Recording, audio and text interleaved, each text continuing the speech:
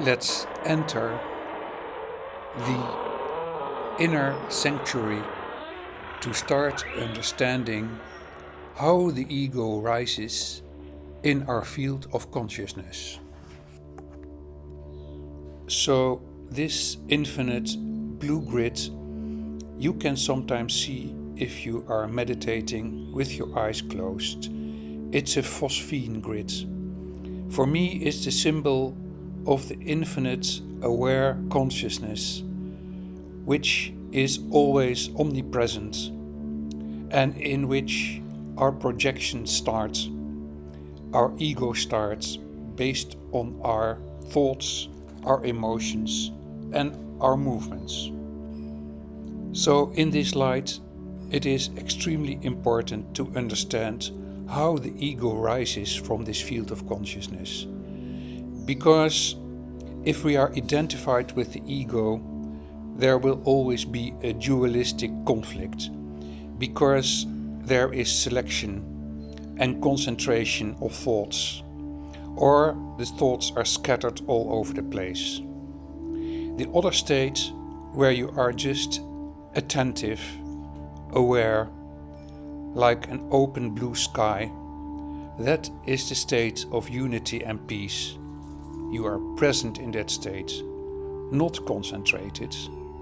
There is no thoughts, there is just a presence to receive whatever enters your field of consciousness. If we understand how the ego rises from our field of consciousness, we can also start taking it much less seriously. And this will help a lot to reduce suffering, reduce identification, and become a much more open individual, instead of reactive, responsive. Here you see the first step. In your consciousness, thoughts are projected, and this we call the rising of the ego. The cluster of thoughts and emotions which rises from your infinite field of consciousness is taken seriously by you as it is an entity.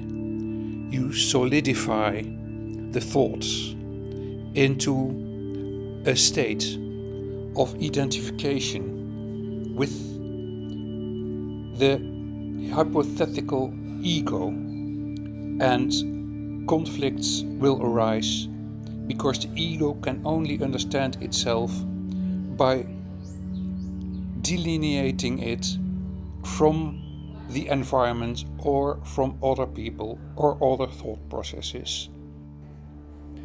Now, if you realize that you are attributing your beingness to your thought cluster or your emotion thought cluster, you realize you are the creator of the ego anytime this cluster of emotions and thoughts rises in your field of awareness.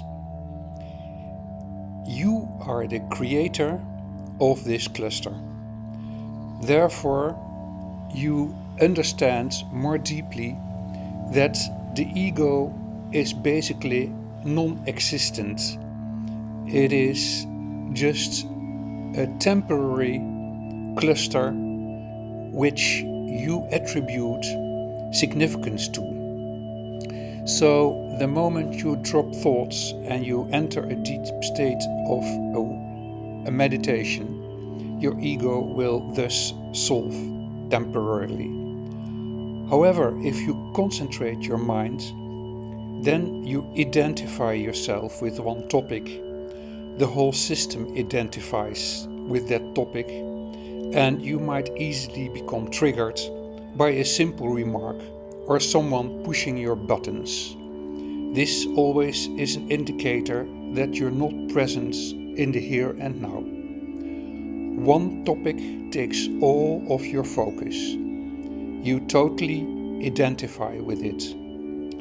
We see this in our society happening quite a bit. The polarization we see happening everywhere is based on solidification of thought-emotion cluster in the ego awareness. Therefore, it becomes most important to understand that if the ego becomes your sole focus, you solidify it step by step more into something you really think exists. However, where is the ego if you are deep asleep?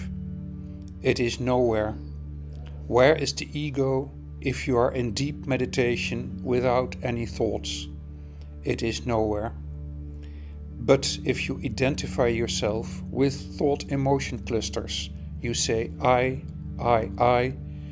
you forget where this ego came from this field of infinite attention, this state of being attentive, open and receptive. From this field, it is possible to operate, to listen, to talk, and to interact. All you need is the invitation of yourself, your own intention to be present, to be attentive.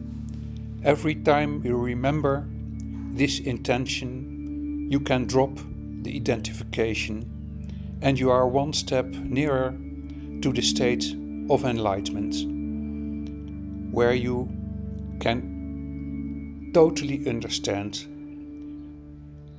the blindness which happens if you are identified with the thought-emotion cluster. If you operate from this empty, vast space, you are responsive, active, and not reactive. Every time you find yourself back into identification, you can again tap into the intention to be open and attentive, and act from the space of consciousness instead of the boundaries of the ego.